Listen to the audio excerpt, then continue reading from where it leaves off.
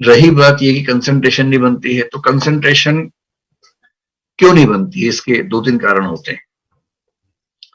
Concentration ना बनने की एक वजह है कि आपको रुचि नहीं आ रही है उस चीज में। जैसे मैं ऐसे बहुत बच्चों से मिलता हूँ, बोलते हैं कि हमारा ध्यान कमजोर है, हमारी कंसंट्रेशन पावर ही कमजोर है, हम कंसंट्रेट कर नहीं पाते हैं। तो फिर मैं उनसे पूछता हूँ कि ये बताओ कि कुछ खेलते वेलते हो कि नहीं, तो सब खेलते हैं, क्रिकेट भी खेलते हैं, वीडियो गेम भी खेलते हैं। तो जब मैं उनसे पूछता हूँ कि वीडियो गेम खेलते समय कंसंट्रेशन कैसी रहती है, पबजी खेलते समय जब हत्याएं करते हैं सामने कई लोगों की, उस समय कंसंट्रेशन कैसी रहती है, तो उस समय उनकी कंसंट्रेशन जबरदस्त रहती है, मतलब दशमलव में भी ध्यान भंग नहीं होता उस समय। क्रिकेट खेल रहे हैं, बैटिंग कर रहे हैं, सामने बॉलर आ रहा है बॉल लेके, एक सेकंड को भी ध्यान भंग नहीं होता, अच्छे से ध्यान लगा रहता है, बॉलिंग में भी, फील्डिंग में भी, बैटिंग में भी, सब में ध्यान लगा रहता है, बस पढ़ाई में नहीं लगता है। अगर आपका ध्यान हर जगह ठीक से लग रहा है, पढ़ाई में ही नहीं लग रहा है, तो इसका मतलब कंसंट्रेशन पावर की कमी नहीं है, आपकी कंसंट्रेशन पढ़ाई में इसलिए बन रही क्योंकि आपको उसमें इंटरेस्ट नहीं, आपको उसमें रुचि नहीं आ रही है। तो अगर दिक्कत रुचि की है तो दो समाधान है। पहला, पहले वो सेगमेंट्स पढ़िए जिनमें रुचि बनती है, जैसे संविधान में रुचि आमतौर पर लोगों की बन जाती है, सोसाइटी में बन जाती है, तो पहले वो विषय पढ़ लीजिए जिसमें रुचि बनती है। और दूसरा तरीका यह है कि विषय को बदल बदल के पढ़िए, कि 2 घंटा एक विषय पढ़ा, फिर 2 घंटे में विषय चेंज कर लीजिए, फिर 2 घंटे में विषय चेंज कर लीजिए, तो रुचि बनी रहेगी।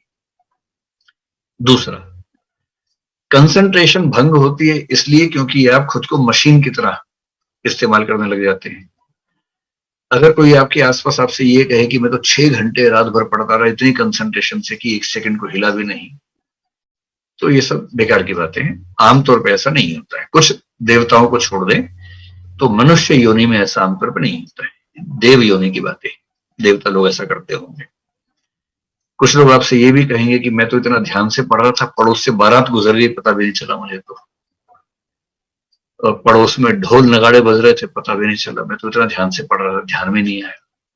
कुछ तो और 30 मार खा होते हैं कि रात को मैं इतना ध्यान से पढ़ रहा था कि लाइट चलेगी तब भी नहीं पता चला मुझे, तो इतनी गहराई से पढ़ रहा था। ऐसे मूर्खों की बातों में नहीं आना है, ये सब बेकार की बातें हैं। सामान्य नियम यह है कि कंसंट्रेशन 50 मिनट से ऊपर किसी का नहीं रहता है अगर गहराई से पढ़ रहे हैं तो। हर 50 मिनट, हर 55 मिनट, हर 1 घंटे के बाद ब्रेक जरूर लीजिए। 1 घंटा पढ़िए, ब्रेक लीजिए। जैसे मैं तो, मेरी कंसंट्रेशन ठीक ठाक है, बहुत बुरी नहीं है, मेरी मेमोरी भी ठीक ठाक है, बुरी नहीं है। मैं आज भी पढ़ता हूं, आपको मतलब मैं चैलेंज कर सकता हूं कि मैं आज भी लगभग आप सबसे ज्यादा ही पढ़ता हूं, क्योंकि मैं जिस दिन 8-9 घंटे ना पढ़ लूं तो मुझे लगता है कि मेरा पूरा दिन खराब हो गया। मुझे पढ़ने का इतना शौक है, मुझे एग्जाम नहीं देना है, मुझे पढ़ने का शौक है, इसलिए पढ़ता हूं। मुझे आज तक याद नहीं है कि मैंने कभी आधा घंटा भी लगातार पढ़ाई की, डूब के पढ़ता हूं, लेकिन जैसे ही आधा घंटा खत्म होता है मुझे ब्रेक चाहिए, कम से कम 2 मिनट का। ब्रेक का मतलब क्या, उठ गए, पानी पी लिया, ऐसे ही घर में कोई बच्चा है तो उसी को थोड़ा छेड़ लिया, थोड़ा चोटी काट दी, उसको थोड़ा मजाक कर लिया, कुछ कर लिया, और कुछ नहीं तो फोन में एक वीडियो गेम खेल ली। मैं भी एक वीडियो गेम सिंपल से खेलता रहता हूँ, जिससे मेरा टाइम वो 2 मिनट में खत्म हो जाती है। वो पूल एक गेम होती है, वो खेलता हूँ।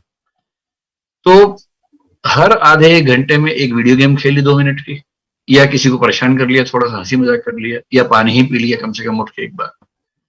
इतना होते ही दिमाग फ्रेश हो जाता है, फिर आप उसी कंसंट्रेशन के लेवल पे फिर से पढ़ पाते हैं। तो आप में से जो 6 घंटे लगातार पढ़ते हैं वो दरअसल पढ़ते नहीं है, केवल टाइम गुजार रहे हैं। ऐसा मत कीजिए, 1 घंटा मैक्सिमम पढ़िए, विषय बदल बदल के पढ़िए, बीच बीच में हंसी मजाक करते रहिए, और कुछ नहीं, व्हाट्सएप का एक आध मैसेज बीच में देख लीजिए आधे पौने घंटे बाद, तो पढ़ाई ठीक से होगी। कंसंट्रेशन कमजोर होने की तीसरी वजह ये होती है कि आप किसी उधेड़-बुन में हैं, कोई स्ट्रेस है, आप पढ़ाई कर रहे हैं लेकिन चिंता है कि मैसेज क्यों नहीं आया उसका, अब तक आ जाना चाहिए था, चिंता ये उस समय हो रही है।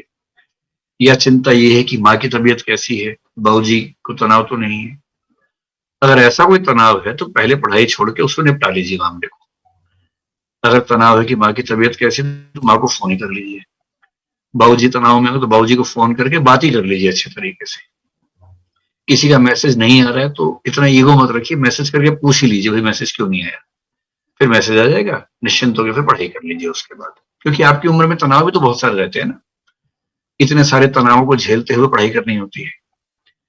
तो अगर कोई ऐसा डिस्ट्रैक्शन है किसी वजह से कि वो क्या सोच रहा होगा, वो क्या कर रही होगी, बाबूजी क्या कर रहे होंगे, तो पहले उसको निपटा लीजिए, फिर पढ़ने बैठिए।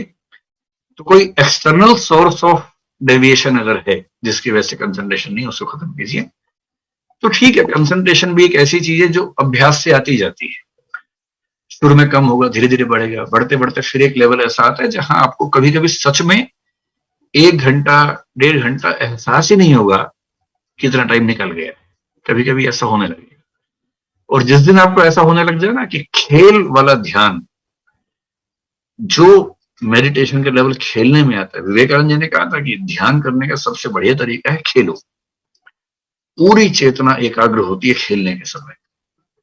आप पाएंगे कि एक समय के बाद पढ़ने में भी लगभग उस लेवल का कंसंट्रेशन बनने लगेगा, लेकिन टाइम लगता है। थोड़ा अभ्यास कीजिए, मेहनत कीजिए, हो जाएगा। एक अतिरिक्त उपाय, कुछ लोग ये कहते हैं कंसंट्रेशन बढ़ाने के लिए कुछ दवाइयां आती हैं, जड़ी बूटियां, चाहे तो उनका सेवन कर लीजिए और चाहे तो मेडिटेशन का अभ्यास कर लीजिए। उन सबका नाम मैं नहीं बताऊंगा, लेकिन हाँ, अगर आप चाहें तो ट्राई कर सकते हैं। मेरा उनमें बहुत विश्वास नहीं, ये आपकी चॉइस की बात है।